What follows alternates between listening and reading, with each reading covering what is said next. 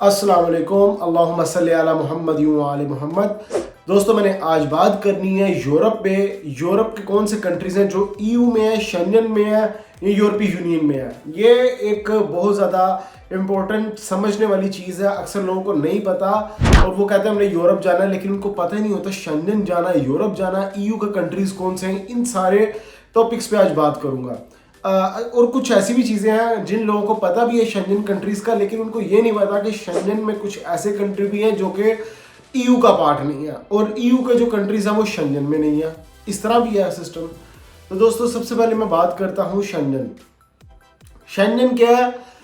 27-28 मुल्कों का इत्तेहाद है। अब 2 मुल्क और ऐड हो रहे हैं जिसमें बल्गारिया और रोमानिया है, जिसने अप्रैल से शेंगन का पार्ट बन जाना। ऑलरेडी इनके सिग्नेचर वगैरह हो चुके हैं हर चीज़ पे और ये शेंगन का पार्ट बनने वाले हैं। अभी तक हुआ नहीं है, हो जाएगा।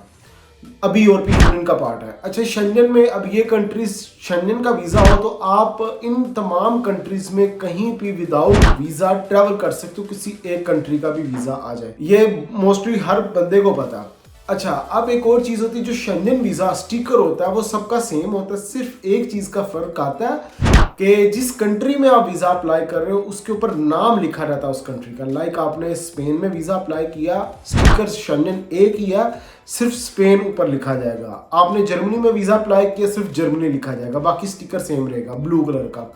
इसी तरह शेंगन में किसी भी जगह पे आप वीज़ा अप्लाई करोगे सेम स्टिकर होगा, बस नाम चेंज होगा ऊपर।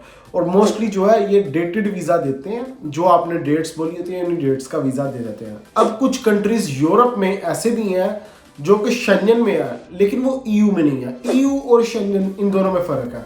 यूरोपीय यूनियन, ईयू कहते हैं यूरोपीय यूनियन को, और शेंगन सिस्टम इनका सबका आपस में इल्हाक और कहीं पे भी आप फ्रीली ट्रैवल कर सकते हो। इसमें है क्या, जैसे कि आपने सुना था कि जी इंग्लैंड ईयू से निकल गया, यूरोपीय यूनियन से निकल गया, ब्रेग्जिट हो गया।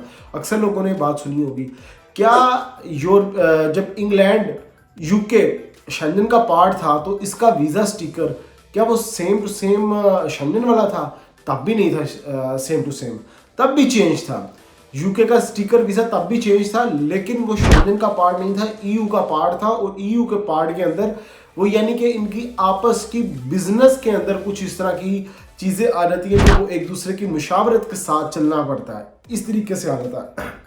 अगर मैं आज बात करता हूँ स्विट्ज़रलैंड की, नॉर्वे की, आइसलैंड की, मौजूदा ये तीनों कंट्रीज शेंगन के पार्ट ज़रूर हैं लेकिन ये ईयू में नहीं है। बाकी कुछ कंट्रीज ईयू में है, शेंगन में नहीं है। अब इसकी एक और एग्जांपल देता हूं। ईयू में कंट्री कौन कौन से हैं? Ireland, Bulgaria, Romania, Cyprus, Greece. उससे पहले क्रोएशिया कंट्री था जो कि शेंगन में अब चला गया। वो अब ईयू में भी है और शेंगन में भी है।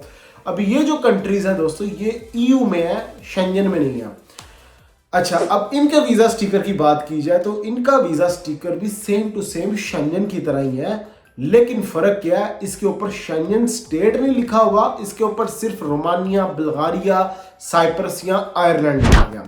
आयरलैंड आपको पता एक लहदा से टेरिटरी है, यूके के दूसरी तरफ लगती है, और इसका जो वीज़ा है वो सेम टू सेम शेंगन की तरह है। ईयू का पार्ट ज़रूर है, यानी कि उनके जो कि मुश्तरका इनके फैसले हैं उनमें ज़रूर ही आता है, लेकिन ये अपना बॉर्डर शेयर नहीं करता और ना ही ये किसी को अलाउ करता है कि भाई मेरे कंट्री में शेंगन वीज़ा पे आप आ जाओ। जो ईयू के मोस्टली बाकी जो कंट्रीज़ हैं ईयू के, लाइक साइप्रस की बात की जाए, बल्गारिया की, रोमानिया की बात की जाए, उनमें अगर आपके पास स्टिकर वीज़ा शेंगन वीज़ा हो तो उस पर भी आप ट्रैवल करके इन कंट्रीज़ में जा सकते हो। अच्छा, अब एक और चीज़, क्या हमारे पास ईयू का वीज़ा आ जाए और ईयू वीज़ा को हम ईयू कंट्री में ट्रैवल कर सकते हैं विदाउट शेंगन?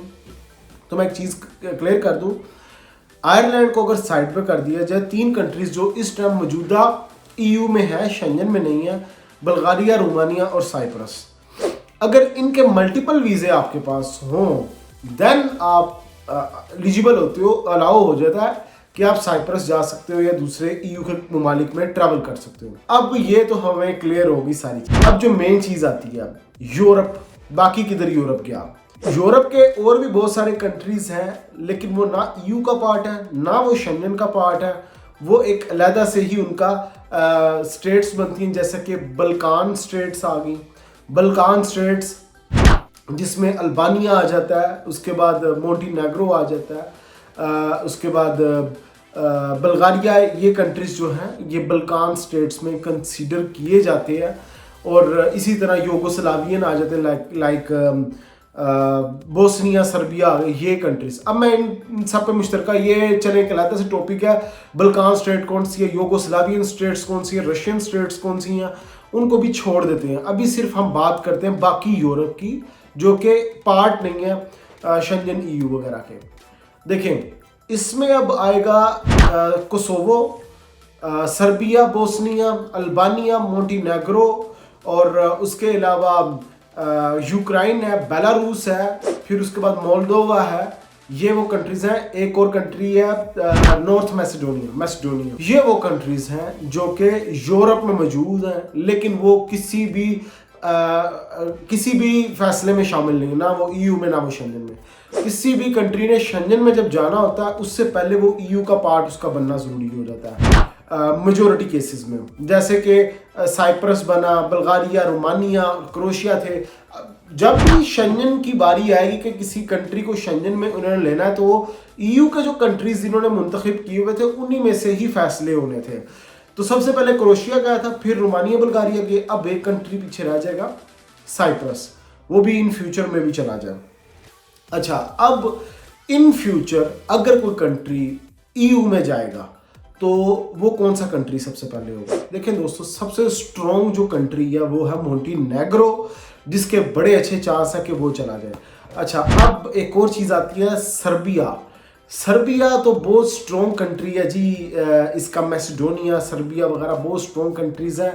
तो क्या इनके चांस नहीं है? दोस्तों, इनके चांस नहीं है। इनके चांस इसलिए नहीं है, बेशक क्रिश्चियन कंट्री ज़रूर है, लेकिन इनके थोड़े से तनाज़े इलाके भी हैं, थोड़े से तनाज़े मतनाज़े चीज़ें भी हैं, इस वजह से इनको कंसीडर नहीं करते हैं, इनको लेते नहीं हैं। जैसे कि मैसेडोनिया की बात कीजिए तो इनकी यूनानियों के साथ, ग्रीस के साथ बहुत ज़्यादा आपस में लगती है, इस वजह से इसको बड़ा टफ टाइम देता है ग्रीस। तो इसको ना वो शेंजन में लेंगे ना वो EU में कंसीडर करेंगे। बेशक ये एक ही जमात से हैं, जैसे भी हैं।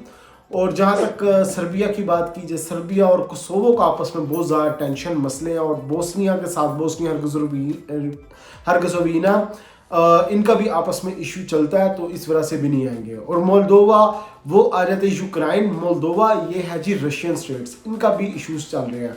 तो ये सारे कंट्री, इनके अलग-अलग से स्टिकर वीज़े होते हैं जहाँ पे आप वीज़ा अप्लाई करके जा सकते हो। तो मैं इनके ऊपर अगेन किसी वीडियो में बात करूँगा, क्योंकि वीडियो लंबी हो रही है। तो गाइस ख्याल रखें अपना, टेक केयर, अल्लाह हाफिज़।